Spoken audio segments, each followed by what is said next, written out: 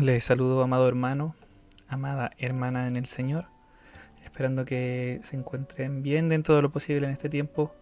Hoy día seguimos con el estudio de la doctrina de Dios, el número 14 de esta serie, la cuarta parte del estudio acerca de la Trinidad. Antes de comenzar vamos a ver un pequeño resumen de lo que hemos visto ya sobre la Trinidad. Hemos visto que existe solo un Dios, eso es algo que la palabra de Dios muestra. Si no lo estudiamos tan profundamente, creemos que es algo que en general sabemos, ¿cierto? Que la palabra lo dice porque hay un solo Dios y un solo mediador. Dios es uno, eso lo enseña la palabra claramente. Existe solamente un Dios con todos los atributos divinos que ya hemos estudiado anteriormente. Luego la palabra nos muestra, ya lo vimos, que el Padre, el Hijo y el Espíritu Santo son tres personas distintas.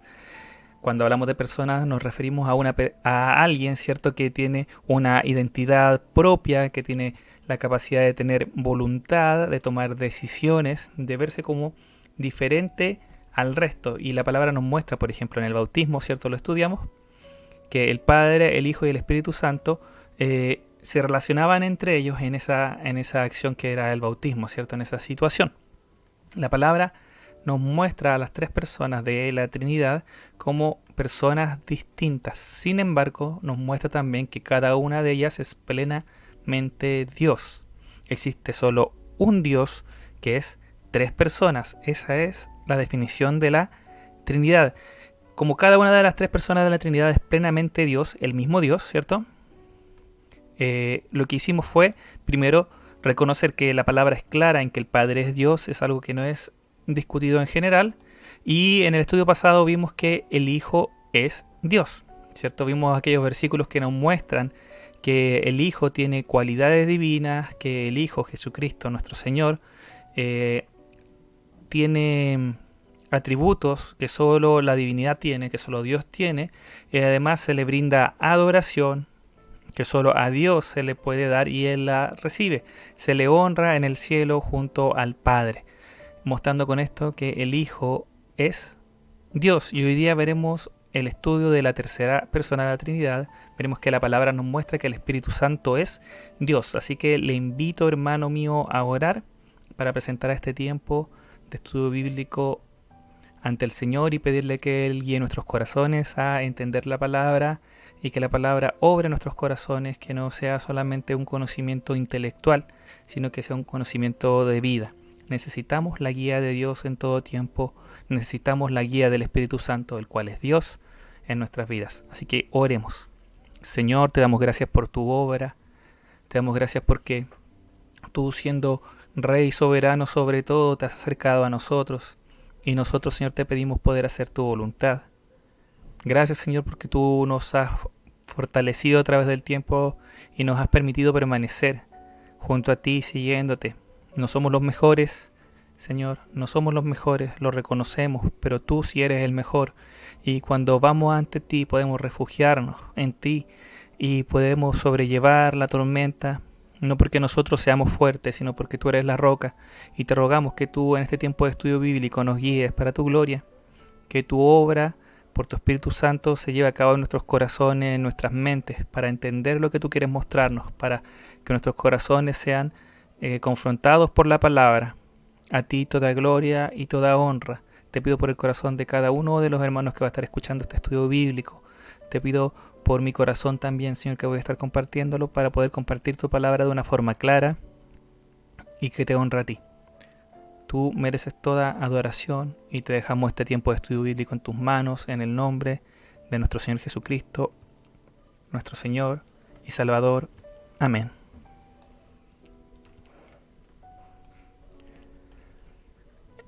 Lo que veremos hoy día, a grandes rasgos, es lo siguiente. Primero veremos que la palabra nos muestra que al Espíritu Santo se le dan características divinas. Se dice que el Espíritu Santo hace cosas o dice cosas que solamente Dios mismo puede hacerlo. Veremos que hay un grupo de versículos que tienen que muestran este tipo de situaciones, ¿sí? El Espíritu Santo teniendo estas características que solamente Dios tiene. Otros versículos que veremos nos muestran que el Espíritu Santo es tratado como Dios o es tratado al mismo nivel que el Padre y el Hijo, que nosotros ya sabemos que es Dios, ¿cierto? Son dos personas de la Trinidad. El Espíritu Santo estará al lado de ellos o será tratado al igual que ellos como Dios. Y luego veremos algunos versículos sobre cómo podemos aplicar esto, ¿cierto?, en nuestras vidas, cosas que tenemos que recordar sobre la Trinidad que serán de bendición para nosotros. Así que vamos con lo que nos muestra la palabra. Los primeros versículos que veremos son los siguientes que están aquí. Éxodo 17:7 y lo compararemos con Hebreos 3:7 al 9. En Éxodo 17:7 dice: y llamó el nombre de aquel lugar, Moisés, ¿cierto?, Masaj y Meriba, por la rencilla de los hijos de Israel, y porque te tentaron a Jehová diciendo: ¿está pues Jehová entre nosotros o no? En este contexto, en el Antiguo Testamento, ¿cierto?, Israel estaba en el desierto, llevaba un tiempo caminando, llegaron a un lugar donde no había agua y tenían sed. Y reclamaron contra Moisés primeramente, luego reclamaron contra Dios mismo. Pero sabemos que luego Dios les dio agua, ¿cierto?, que hizo brotar de la roca. Moisés entonces hace lo que dice el verso, preguntando: ¿por qué tentaron a Jehová? Diciendo: ustedes tentaron a Jehová. Y por eso le pone este nombre, ¿cierto?, a este lugar. El tentado se nota aquí claramente que es Jehová, es decir, Dios. Jehová es Dios, ¿cierto? Y acá dice: ¿por qué tentaron a Jehová? El tentado es Dios. En el Meribá, el pueblo estaba desconfiando de que Dios estaba cuidándole. Y estaban ya reclamando y murmurando de Dios y de Moisés. Hay que entender que tentar en este contexto significa poner a prueba el poder de Dios. Y están diciendo: Dios no va a hacer nada, ¿cierto? El reclamo era contra Dios, era contra Jehová, era contra Dios. Ahora vamos a ver lo que dice Hebreos 3:7 al 9. Y dice: por lo cual, como dice el Espíritu Santo, si oyereis hoy su voz, no endurezcáis vuestros corazones como en la provocación en el día de la tentación en el desierto, donde me tentaron vuestros padres, me probaron y vieron mis obras 40 años. Hebreos 3, del 7 al 9. Nótese que lo que estamos viendo acá es que sabemos que en el Éxodo, ¿cierto?, fue Jehová, fue Dios el que fue probado, ¿cierto? Pero aquí es el Espíritu Santo quien asume lo que Dios hizo en Éxodo. El Espíritu Santo, dice acá en amarillo, ¿cierto?, dice: me tentaron vuestros padres en el desierto, me probaron y vieron mis obras 40 años mientras estuvieron en el desierto. El Espíritu Santo acá está diciendo que contra él reclamaron y que vieron sus obras, las obras del Espíritu Santo en el desierto.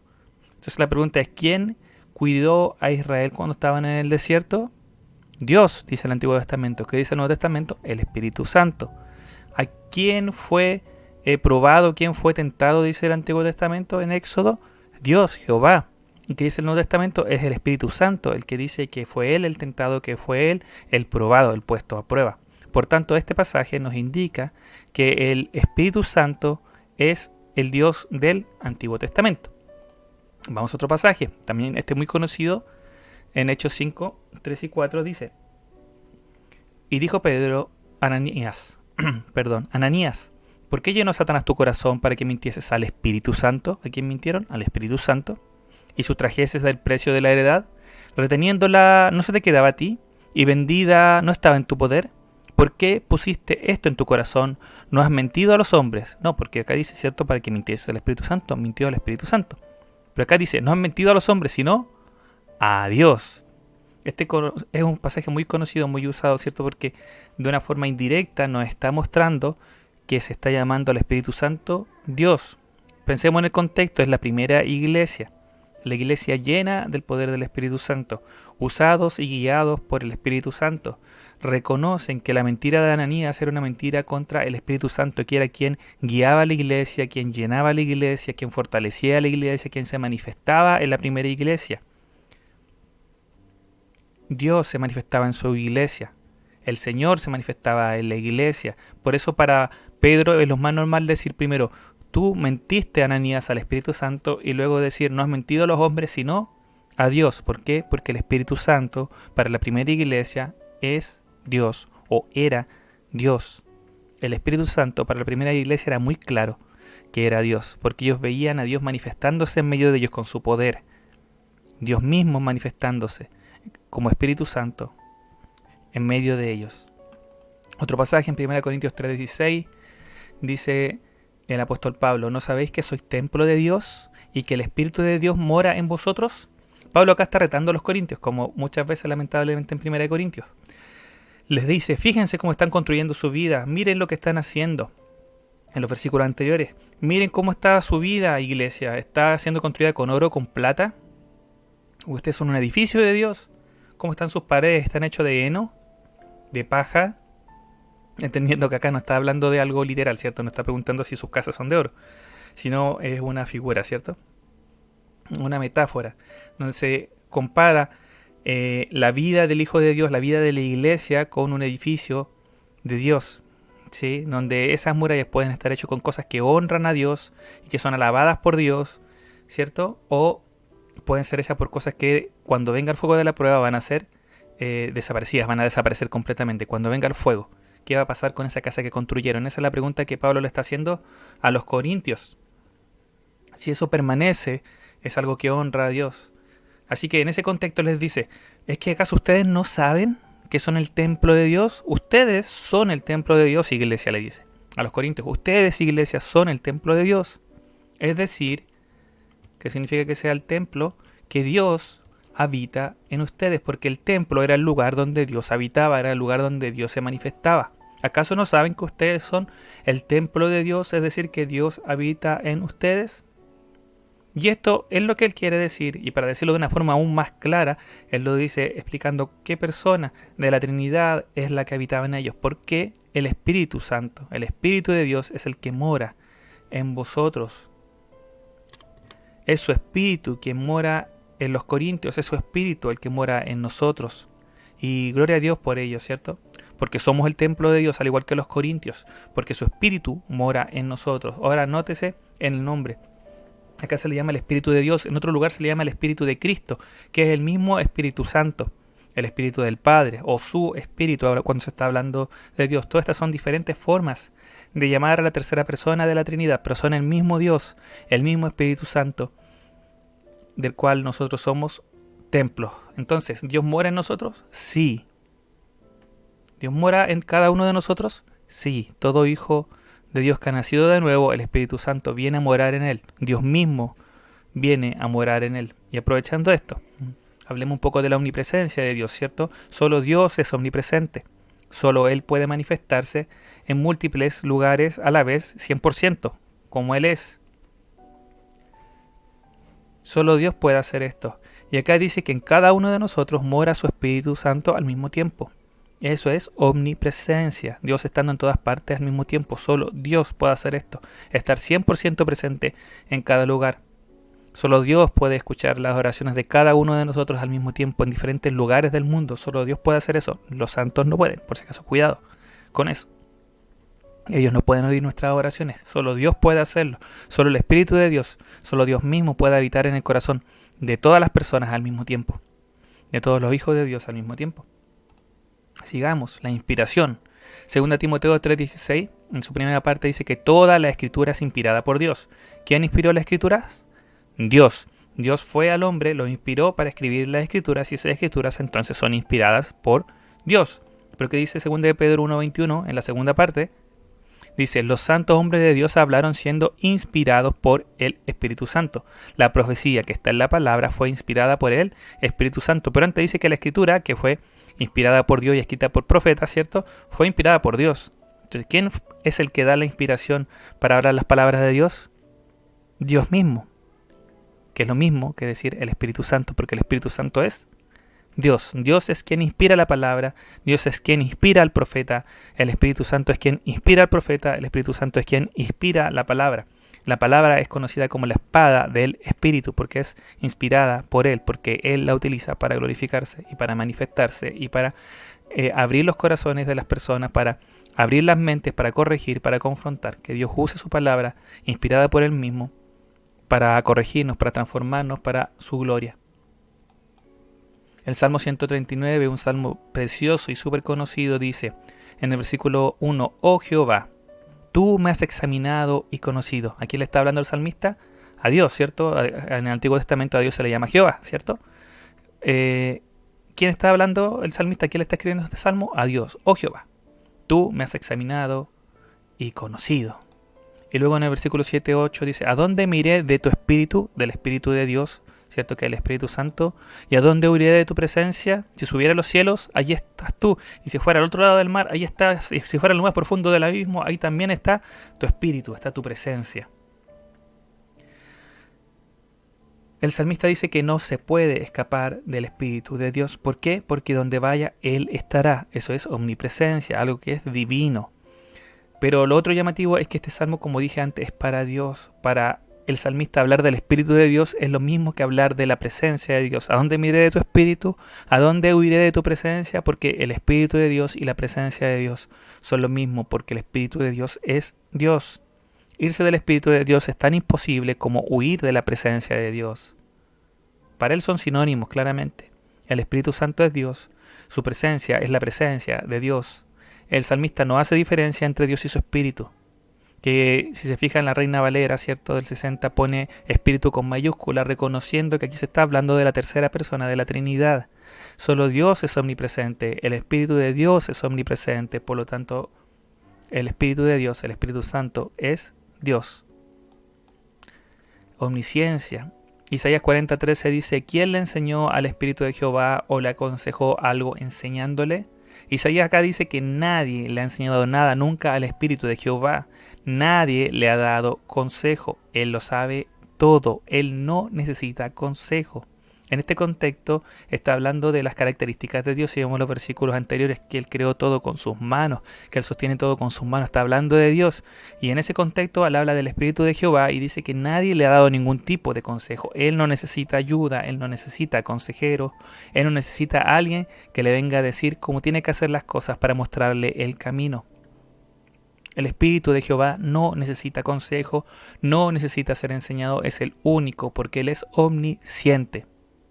Y si lo comparamos con Romanos 11:33 al 34 dice, oh profundidad de la riqueza, de la sabiduría y del conocimiento de la ciencia de Dios, cuán insondables son sus juicios y inescrutables sus caminos, porque ¿quién entendió la mente del Señor?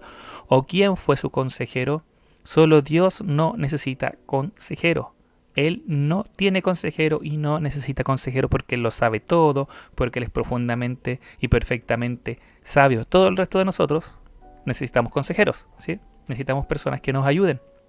Eso la Biblia también lo enseña. Por si acaso necesitamos ser exhortados, necesitamos crecer como cuerpo, ¿cierto? Ninguno de nosotros es independiente del resto. Pero el Espíritu de Jehová no necesita consejero. Pero Dios no necesita consejero. Es el único que no necesita consejero. Él no puede ser engañado.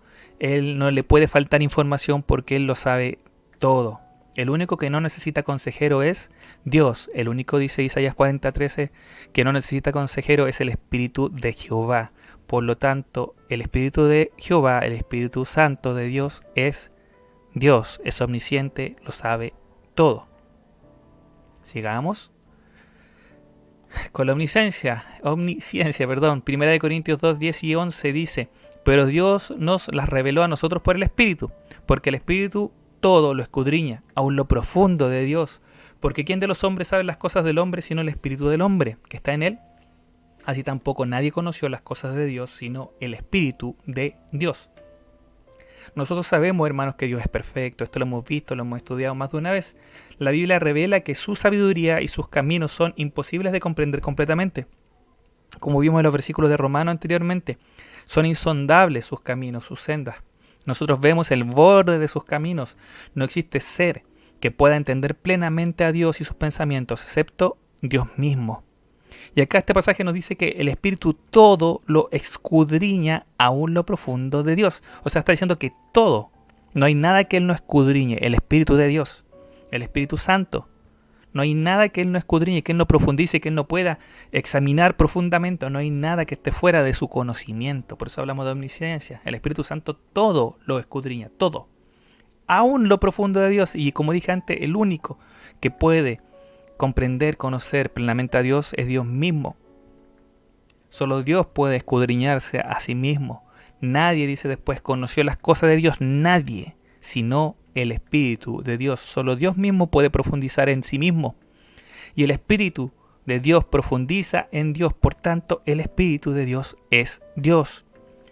Lo genial, hermano, es que este verso comienza, ¿cierto?, el 10 diciendo, pero Dios nos reveló estas cosas que estaban ocultas, Él nos las reveló. El versículo anterior, en los versículos anteriores dice que son cosas que ojo no vio, cosas que oído antes no había oído, pero que Dios tenía preparadas para nosotros, y el Espíritu Santo de Dios es el que nos las revela. Estas cosas ocultas en Dios que solamente Dios puede conocer, Él nos las ha revelado por medio de su Espíritu Santo. Cuando nosotros recibimos el Espíritu Santo y nuestra mente, nuestros corazones somos transformados, empezamos a entender las cosas de Dios, las cosas espirituales. Empezamos a valorar lo que significa la obra de Jesucristo, empezamos a valorar lo que significa la justicia de Dios, lo que significa la santificación, lo que significa el perdón, lo que significa la santidad de Dios. Esas son cosas que solo podemos comprender de verdad cuando el Espíritu Santo ha venido a nuestros corazones y nos ha revelado en nuestros corazones, nos ha mostrado. Técnicamente se dice, ha iluminado nuestros corazones, dándonos vida, ¿cierto? Nos ha mostrado en nuestros corazones quién es Dios y cómo es Él. El Espíritu de Dios, Jesucristo dijo que Él nos iba a enseñar. Y ha sido así, porque el Espíritu escudriña aún lo profundo de Dios y Él nos ha revelado lo que ha nacido del corazón de Dios. Porque el Espíritu Santo que está en nosotros es Dios. Vuelvo a decir, gloria a Dios por su Espíritu Santo que nos revela a Dios y su corazón. Cuando vimos al Hijo, cuando estudiamos que el Hijo es Dios, vimos que en Él nosotros podemos ver con nuestros ojos, ¿cierto?, a Dios. O sea, hoy día nosotros no podemos verle, le vemos por medio de la fe, ¿cierto? Pero podemos ir a la Escritura y ver al Señor Jesucristo caminando en esta tierra, conversando con los discípulos, sanando enfermos, predicando el Evangelio, y vemos a Dios ahí actuando en medio de nosotros de una forma que podemos entenderlo, en medio de esta humanidad, de una forma que nos es un poco más sencillo de entender. Dios en su perfección, ¿cierto?, se acerca a nosotros tomando forma de siervo, forma de hombre, y vemos cómo es su corazón, un corazón de siervo, de lavar los pies de sus discípulos humildemente, de dar la vida en amor por nosotros. Vimos su amor en Cristo. Y el Espíritu Santo se acerca a nosotros y nos revela estas cosas. La Trinidad se manifiesta mientras se va acercando Dios a nosotros. En el Antiguo Testamento Dios intentó acercarse al pueblo de Israel y el pueblo de Israel tuvo temor. Dijo, no queremos, ve tú, Moisés, dijo el pueblo de Israel, y rechazaron que Dios se acercara a ellos. Por eso no pudieron conocerle más. Pero los que se acercaron más a Él, le conocieron más profundamente, y en ellos podemos ver en Isaías, en David, en diferentes profetas, cómo van viendo en Dios la manifestación de lo que es el Espíritu Santo y la manifestación del Hijo, la manifestación de la Trinidad. Gloria a Dios porque el Hijo y el Espíritu Santo se acercan a nosotros, porque el Espíritu Santo mora en los hijos de Dios y nos viene a revelar todas estas cosas que estaban ocultas antes y que para la gente que no conoce a nuestro Señor, que no ha nacido de nuevo, no tienen mucho valor, no tienen mucho sentido. El Espíritu de Dios, Él puede iluminar nuestros corazones para que nosotros valoremos las cosas de Dios, que Dios nos ayude a valorarlas como Él nos lo ha mostrado cuando nacimos de nuevo, a cuidar nuestros corazones de caer en el engaño de este mundo, que el Señor nos ayude a valorar la obra del Espíritu de Dios y no estemos rechazando su obra, su manifestación en nuestras vidas. Sigamos con un par de versículos más. Eternidad. Hebreos 9:14 dice, cuánto más la sangre de Cristo, el cual mediante el Espíritu eterno se ofreció a sí mismo sin mancha a Dios, limpiará vuestras conciencias de obras muertas para que sirváis al Dios vivo. Jesucristo se ofreció a sí mismo lleno del Espíritu Santo, sin mancha a Dios. Se ofreció como sacrificio y su sangre nos limpia. Gloria a Dios por ello. Cuando nosotros confiamos y creemos en la obra de Cristo, somos limpios, somos perdonados. Gloria a Dios por ello. Pero aquí al Espíritu Santo se le llama el Espíritu Eterno. El autor de Hebreo le llama Espíritu Eterno. Porque así como el Espíritu es santo, que es una cualidad solo de Dios, solo Dios es verdaderamente y completamente santo. Él es santo porque está completamente separado de todo y es perfecto, en Él no hay pecado. Todo el resto de nosotros somos santos también, pero porque somos santificados al acercarnos a Dios. Somos separados para Él y Él nos limpia. ¿Sí? Somos limpios por Él, pero solamente Dios es completamente santo, completamente limpio, santo, santo, santo, perfecto en su santidad. Y el Espíritu es santo, así también como Dios es eterno, es el único ser eterno que no tiene ni principio ni final, ¿sí? Una eternidad completa, ¿cierto? Un ser que no tiene ni principio ni final, así también el Espíritu es eterno. ¿Por qué? Porque el Espíritu es Dios. El Espíritu es santo. Como Dios es santo, el Espíritu es eterno, como Dios es eterno. ¿Por qué? Porque el Espíritu es Dios. Y con esto vamos a terminar, hermanos, con versículos que nos muestran atributos de la divinidad que se le dan al Espíritu Santo. Podríamos incluir otros pasajes, por ejemplo, donde se nos muestra que el Espíritu Santo participa en la creación, o por ejemplo otros versículos que nos muestran que el Espíritu Santo de Dios, ¿cierto?, guía a la iglesia, le ordena lo que tiene que hacer. La iglesia, ¿cierto?, por ejemplo en el Concilio de Jerusalén, declara en Hechos 15 que ellos están obedeciendo al Espíritu Santo, que el Espíritu Santo es el que les dice lo que tienen que hacer. Pero nosotros sabemos que el Señor de la iglesia es Cristo, es Dios, ¿cierto? Entonces, ¿quién es el que lidera la iglesia? ¿Quién es el Señor de la iglesia? ¿Quién es el que le da mandamientos a la iglesia? Bueno, en Hechos vemos que es el Espíritu Santo, pero en la palabra también vemos que es Dios y también vemos que es Cristo. Es Dios, es el Señor de la iglesia, Dios es nuestro Señor. Es Dios, el Espíritu Santo es Dios y por eso es el Dios también de la iglesia. Ahora veremos, hermanos, como dije, hay muchos versículos que podríamos ir revisando sobre esto, pero creo que ya es claro que la palabra nos muestra que el Espíritu Santo es Dios. Pero ahora veremos versículos que ya vimos un par de ellos en estudios anteriores, donde se muestra al Espíritu Santo al lado del Padre, que es Dios, y al lado del Hijo, que es Dios, haciendo cosas al lado de ellos como iguales, o recibiendo alabanzas como igual que ellos. Vamos a ver versículos donde se muestra que el Espíritu Santo es tratado igual que el Padre, igual que el Hijo, y como el Padre es Dios, el Hijo es Dios, alguien que está al lado de ellos, trabajando al igual que ellos, tiene que ser Dios. Y esta es una de las cosas, una de las conclusiones a las que se llegó en las primeras discusiones que hubo sobre la divinidad del Espíritu Santo. Cuando hubo discusiones sobre la divinidad del Hijo, históricamente hablando ya, y se llegó a la conclusión de que la palabra y los primeros padres y que siempre la iglesia había enseñado que el Hijo es Dios, ¿cierto? Estuvieron todos de acuerdo. Todos rápidamente tuvieron que llegar al acuerdo de que el Espíritu Santo también es Dios. Si el Hijo es Dios, entonces el Espíritu Santo también tiene que serlo. ¿Por qué? Porque la Biblia nos muestra al Espíritu Santo actuando, obrando al lado del Hijo y al lado de Dios el Padre. Así que si el Padre es Dios, el Hijo es Dios y el Espíritu Santo está al lado, entonces también es Dios. El Espíritu Santo dice la palabra que es nuestro Dios. Así que vamos a ver 3 o 4 versículos al respecto. Mateo 28:19, un versículo súper conocido, dice: por tanto, id y haced discípulos a todas las naciones, bautizándolos en el nombre del Padre y del Hijo y del Espíritu Santo. ¿El nombre de quién? El nombre del Padre, que es Dios, del Hijo, que es Dios, y por lo tanto del Espíritu Santo, que es una fuerza activa, como dicen los testigos de Jehová. No, del Espíritu Santo, que es Dios. Es un solo nombre, el nombre de Dios. El bautismo se realiza en el nombre de Dios, que es el nombre del Padre, del Hijo y del Espíritu Santo. El bautismo se hace en el Señor, en Dios, se hace por Él y se hace para Él. Por ello aquí, al incluir al Espíritu Santo en la fórmula bautismal, se está indicando que el Espíritu Santo es Dios, así como lo es el Padre y el Hijo. Un solo Dios, un solo nombre, 3 personas, el Padre, el Hijo y el Espíritu Santo. Veamos otro versículo. Ahí sí. 2 Corintios 13:14 dice: la gracia del Señor Jesucristo, el amor de Dios y la comunión del Espíritu Santo sean con todos vosotros. Amén. Esta es la despedida de Pablo, ¿cierto? La segunda carta de los Corintios. Es como cuando nosotros decimos que Dios les bendiga, ¿cierto? Es lo mismo que está tratando de decir él de una forma distinta en su formato en el que lo utilizaba, ¿cierto? En aquellos tiempos. Como lo dice Pablo, que Dios les bendiga.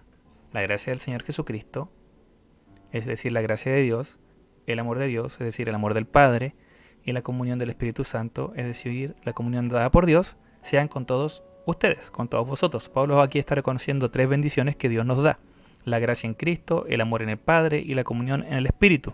Dios Trino actuando a nuestro favor, en nuestro crecimiento a través de la comunión, del amor y de la gracia, en nuestra salvación. Cada uno con un rol específico, cada uno haciéndose responsable y activo en nuestra salvación y en nuestro crecimiento, en nuestra edificación como iglesia. Gloria a Dios por su amor, gloria al Hijo por su gracia, gloria al Espíritu Santo por su comunión. ¿Se imagina en aquel tiempo a alguien por ahí diciendo: gracias a Dios por la comunión que Él nos ha dado? Ah, no, me equivoqué. Perdón, era gracias al Espíritu Santo, ¿verdad? Perdón, gracias al Espíritu Santo por la comunión. Fue sin querer, no quería decir gracias a Dios, me equivoqué, disculpen. No, ¿cierto? No tiene sentido, porque la comunión es una obra de Dios, es una obra del Espíritu Santo, el cual es Dios. Acá vemos al Padre, al Hijo y al Espíritu Santo actuando juntos para bendecir a su iglesia. Y ese es el deseo de Pablo, que Dios bendiga a su cuerpo, a su iglesia. Otro versículo más, 2 Corintios 12, 4 al 6, dice: ahora bien, hay diversidad de dones, pero el Espíritu es el mismo. Hay diversidad de ministerios, pero el Señor es el mismo. Y hay diversidad de operaciones, pero Dios, que hace todas las cosas en todos, es el mismo. Pablo está hablando de los dones que Dios ha dado a los hombres, ciertas cosas que puede el hombre usar, pero dadas por Dios, para que el hombre o la mujer, ¿cierto?, pueda usarlas para su gloria y para la edificación del cuerpo. Y dice que Dios ha dado diversos dones, como a través de su Espíritu, ¿cierto? Hay diversidad de dones, pero el Espíritu es el mismo el que los da. Hay diversos ministerios, pero hay un solo Señor, que acá, ¿cierto?, en general el Señor se le llama Jesucristo. Hay diversas operaciones, pero Dios, el que hace todas las cosas, es el mismo. Pablo indica que lo realizado por el Espíritu, lo entregado por el Señor, es realizado por Dios, indicando con esto que la obra del Espíritu, la obra del Hijo, el Señor, ¿cierto?, y la de Dios el Padre es una obra de Dios, ¿sí? Dios mismo nos capacita como iglesia para poder bendecir a otros, para poder bendecir la misma iglesia, para poder predicar el Evangelio. Es Dios mismo el que actúa por su Espíritu Santo a través de los dones, a través de los ministerios, a través de las diversas operaciones, de las diferentes formas, ¿cierto?, de obrar en la iglesia. Dios hace todo esto. Dios lo hace para el bien de las personas que no conocen al Señor y también para el bien de el cuerpo de Cristo, para su edificación. Es Dios el que hace esto por medio de su Espíritu. Y nuevamente vemos al Espíritu, el Hijo y el Padre funcionando juntos en el mismo nivel. El mismo Espíritu, el mismo Señor, el mismo Dios. Y el último pasaje, hermanos, que vamos a ver hoy día es Juan 16:7. Este versículo es un versículo muy conocido y no es un versículo que, a diferencia de otros, ¿cierto?, nos demuestre explícitamente que el Espíritu Santo, llamado el Consolador aquí, es Dios. Pero quería leerlo porque me llama mucho la atención. Dice así: pero yo os digo la verdad. Esta es la verdad, dice el Señor Jesucristo hablando. Os conviene que yo me vaya, porque si no me fuera, el Consolador no vendría a vosotros, mas si me fuere, os lo enviaré. Entonces la pregunta que aquí yo me hacía: Jesús, el Señor Jesucristo, como hombre, siendo Dios, según lo que es cierto hemos visto ya en otros estudios, y creo que todos nosotros lo sabemos, Él dice: les conviene que yo me vaya. Y mi pregunta era: pero si Dios mismo estaba con nosotros, hecho hombre, Dios mismo, ¿qué podría ser mejor para nosotros que Dios mismo estando con nosotros? Y acá el Señor Jesucristo le digo: esta es la verdad, les conviene a ustedes que yo me vaya. ¿Por qué? Porque el que vendrá a vosotros les va a bendecir, ¿cierto? Les va a convenir a ustedes que Él esté con nosotros. Él va a venir cuando yo me vaya. ¿Qué puede bendecirnos más que Dios mismo estando con nosotros? Nada. Nada puede bendecirnos más que Dios mismo estando ahí con nosotros como hombre, excepto Dios mismo. El Espíritu Santo, quien es Dios, el Consolador, viene a morar en cada creyente, en cada hijo de Dios nacido de nuevo. Jesucristo, mientras estuvo aquí en la tierra, ¿cierto?, como hombre, Él estaba en un solo lugar. En ese momento Él estaba en Jerusalén, esperando para ser sacrificado. Pero el Espíritu Santo, que fue enviado por el Hijo y por el Padre, ¿cierto?, está hoy en cada hijo de Dios, en cada uno de nosotros, y somos templo de Él, como lo vimos antes, templo de su Espíritu Santo. Esto nos conviene, porque hoy cada uno de nosotros, de los que hemos nacido de nuevo, estamos con Dios mismo a nuestro lado, en nuestros corazones, morando en nosotros. Él no nos deja, Él nos conoce, Él nos consuela, Él nos confronta, Él nos corrige, Él nos da poder para bendecir a la iglesia, Él nos transforma, Él transforma nuestro carácter dándonos su fruto, el fruto del Espíritu: amor, gozo, paz, paciencia, benignidad, bondad, templanza, dominio propio. Él nos guía, el Espíritu de Dios, y Él nos da testimonio de que somos hijos de Dios. Entonces, gloria a Dios por su Espíritu, por el Espíritu Santo, que es Dios, que vino a morar en nosotros. Yo les digo la verdad, dijo el Señor Jesucristo: les conviene que yo me vaya, porque si no me fuera, el Consolador no vendría a vosotros. Pero si me voy, Él va a venir. Y gloria a Dios porque Él vino. Y con esto, hermanos, quiero terminar este estudio por ahora. Terminaré con este estudio también, hermanos, los estudios de la doctrina de Dios. Por ahora hay muchas cosas pendientes. hay mucho más que hablar de Dios, ¿cierto? Cómo obra el Espíritu Santo según lo que enseña la palabra, cómo es la relación entre el Padre y el Hijo y el Espíritu Santo dentro de la Trinidad, son cosas que la palabra nos muestra. Pero por ahora vamos a dejar este estudio bíblico sobre las doctrinas de Dios, ¿cierto? O sobre la doctrina de Dios, hasta aquí, hasta que Dios quiera, cuando Él me guíe a hacerlo. Por ahora voy a terminar con esta frase que creo que resume lo que he podido aprender en este tiempo de estudio sobre la Trinidad, que Dios mismo se ha revelado al hombre. Históricamente siempre ha sido así, mientras se acerca al hombre, mientras el hombre se acerca a Él. Mientras más cerca estamos de Dios, más le conocemos tal como Él es.